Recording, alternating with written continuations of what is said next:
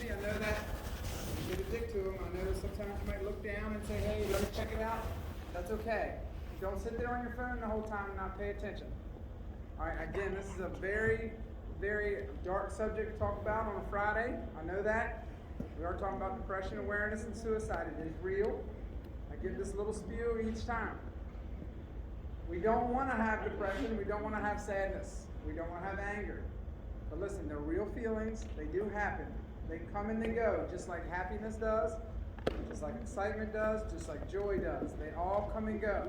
We can't be stuck in the same emotion forever. That's just not how we work. The idea of this is to get some helpful tools so when we feel those feelings that we don't panic. And we know that they're normal, and so they don't become debilitating in our life. All right? And so we can handle these situations in a better way and find some tools. I also say this a lot. Physically, if we wanted to go to the gym and lose weight or get stronger, it's very tangible. We get on a scale, we can see how much we lose. And it will happen. If you dedicate yourself to physical health, it will happen. Mental health is not as tangible. But if you work at it, you can get just as strong physically as you can mentally. A lot of us don't work on it. Okay? If you're struggling with something and you work on it, you can and will get better. Nothing is forever. You know someone struggling? Hopefully we have some ways out here for us to say we can help. Because sometimes that's all we need is just a little push through.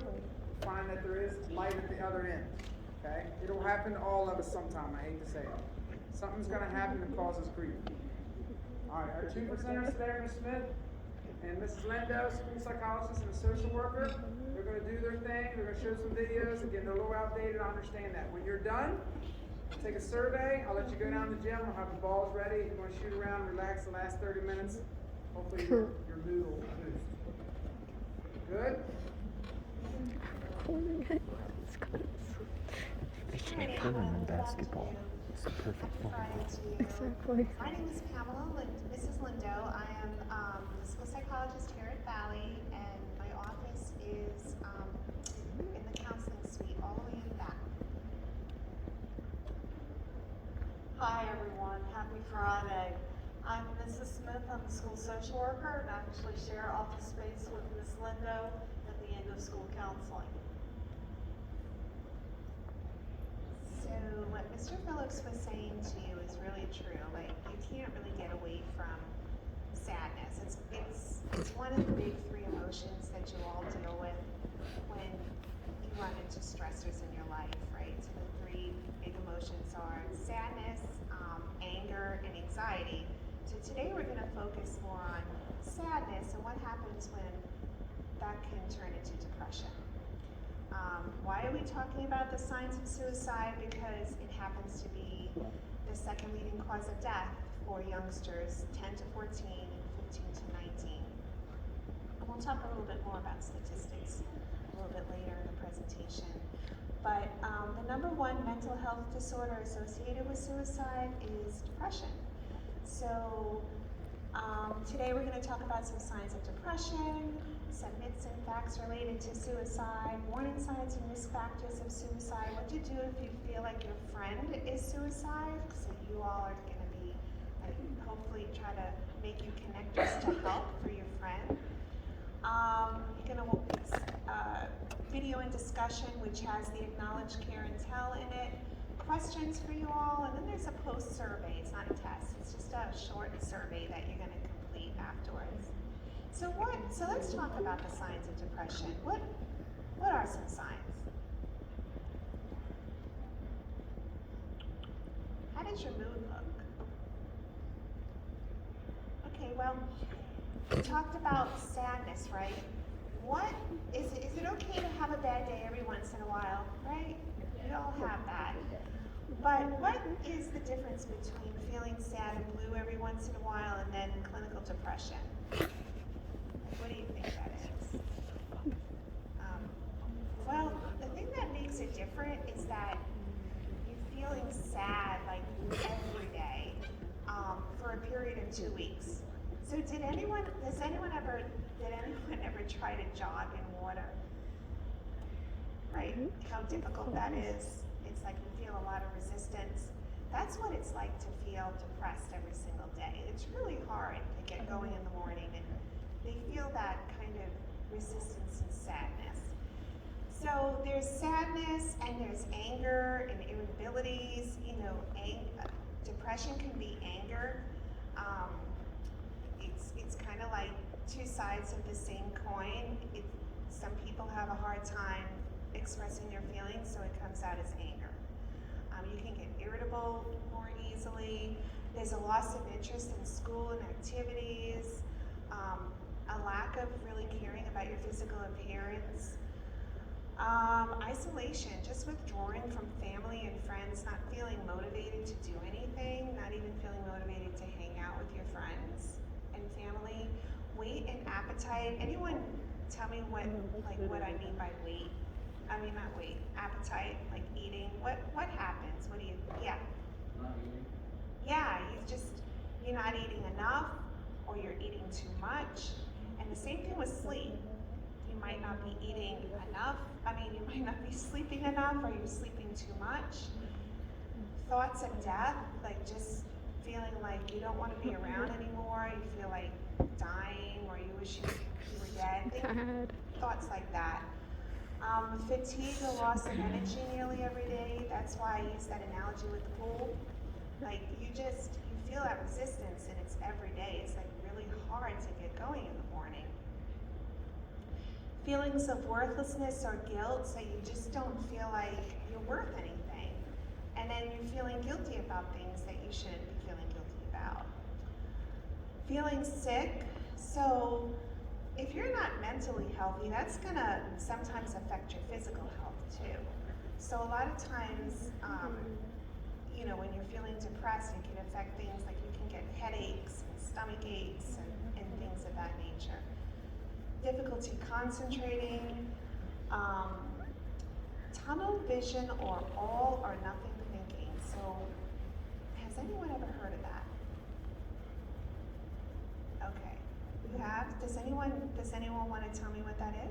You're shaking your head. You want to give it a try? Yeah. Maybe it's like, say with schoolwork as an example, you like don't do it forever and then you get it all done at once.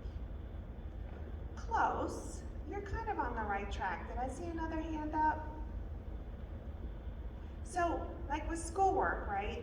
Like if you fail your chemistry test and then think because you failed your chemistry test that you're not going to get into college. So it's kind of like that kind of thinking, like all or nothing. And then substance use. So a lot of times people who are depressed will try to numb their emotional pain. So they'll try to self-medicate by using alcohol and drugs.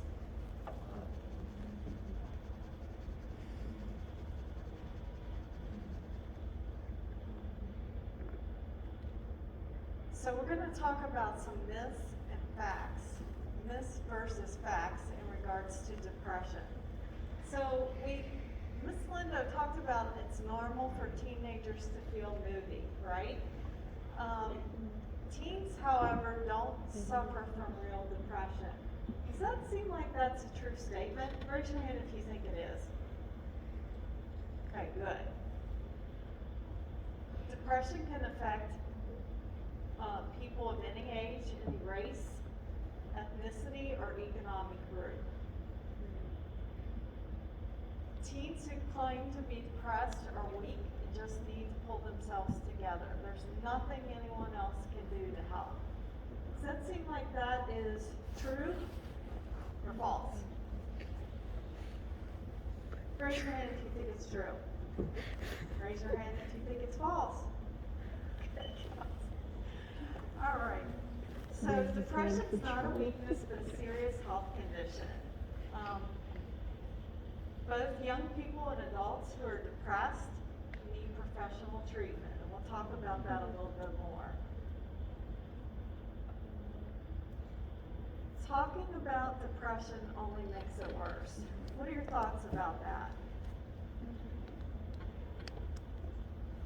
When you're feeling sad, or you've had a friend who's dealing with depression, if they talk about it, do you think they might feel a little better or a little worse? Yes. I think it's a bit of a loaded question, but Okay. so like in some situations, say they're feeling like very happy, and then you bring up their depression, then that can put them in a bad mood. But like, I don't know. I'd say usually it makes it better. Right. So I hear what you're saying about it. It's a loaded question. Definitely, though, providing the opportunity to talk your feelings is very helpful.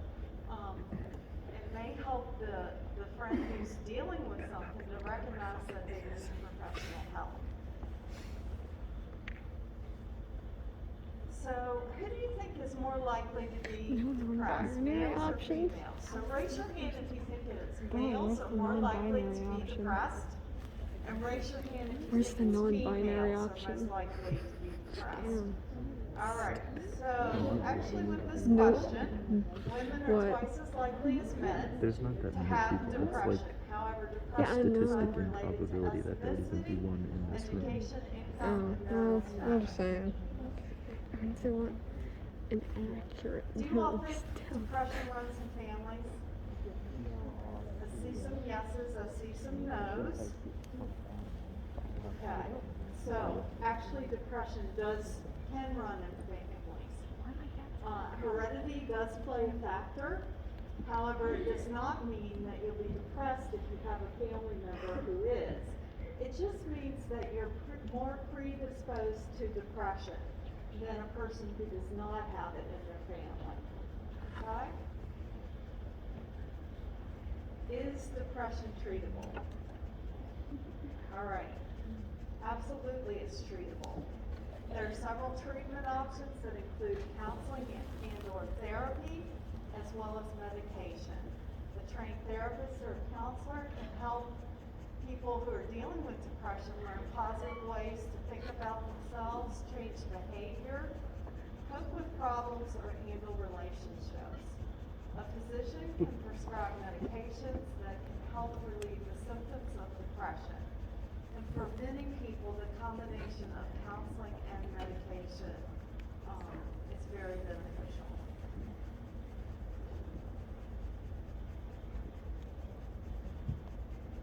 Yeah, so in the beginning of the presentation, I noted that suicide is the second leading cause of death for youth ages 10 to 14, 15 to 19, which is why we're here, because it makes it so relevant for you all.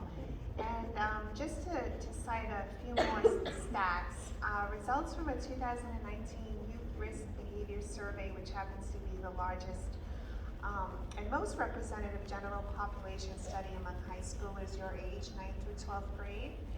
They did a survey, and during the past 12 months, this is what they found. 18.8% or nearly 19% of students had seriously considered attempting suicide, so they actually thought about it, and that's called suicidal ideation.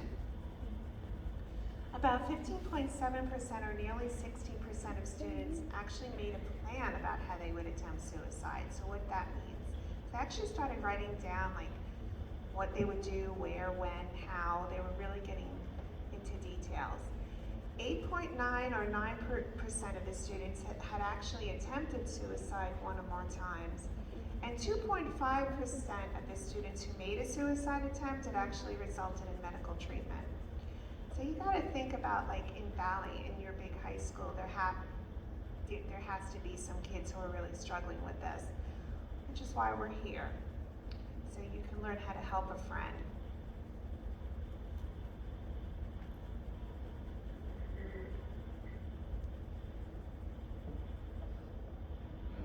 So now we're going to talk a little bit about signs of suicide. Are all people who suffer from depression also suicidal? See some no's. Okay, good. The answer is no. Are all suicidal people depressed? So that's a little bit of a trickier question. So the answer to that is no. However, many people that have completed suicide or have suicidal tendencies have shown symptoms of depression. And over 90% of youth who died by suicide actually had a treatable problem or condition. talking about suicide may give someone the idea. Does that seem like that's a true statement or false? False. You don't give a suicidal person morbid ideas by talking about suicide. The opposite is actually true. Bringing up the subject of suicide and discussing it openly is one of the most helpful things you can do. There's no evidence that screaming or speaking with youth about suicide induces suicidal thinking or behavior. So is telling a trusted adult consider betraying a friend if you feel like they might be experiencing suicidal thoughts? No. Is that betraying a friendship? So I see some no's, good. So your friend may actually be relieved by telling a trusted adult. If your friend seems angry at the beginning, in the long run, it's one of the best things that you could do. You could actually be saving their life. So what do you think about this next statement? People who talk about suicide won't really do it. Does that seem to be, raise your hand if you think that's a false statement. Alright, good. Alright, so that is false. Almost everyone who dies by suicide is given some clue or warning. Don't ignore the suicide threats. Statements like, you'll be sorry when I'm dead, or I can't see any way out, no matter how casually or jokingly said, may indicate serious suicidal feelings. Is cutting a sign of suicide? Just no trigger warnings. You know? Some people are saying No option to opt out of this. So this is It's a pretty like, tricky one. this So is not it's cool. important to note It that only lasts a little bit cutting longer. is a I'm just serious talking risk about other factor. people. See, it's somebody If you had know that someone is cutting, it's a sign that someone having needs to help and you go need to through tell this and trusted actually adult. listen to somebody. It's just like, I'm sure you could ask her, you wouldn't have to go. what? So I'm going to Sure, if talk you a little ask, bit they about could cutting. you could sit Because up. I mean, I don't want to personally, but I mean, other people must be just like, More common among girls, but You it know. is increasing among boys. Why do people cut? The research says that Jesus the physical Christ, pain tends to dull the fucking- emotional pain, and it's a really unhealthy way to deal with What? pain and stress. I'm not trying to. Cutting is a result of Okay, maybe some of me. I'm gonna stop.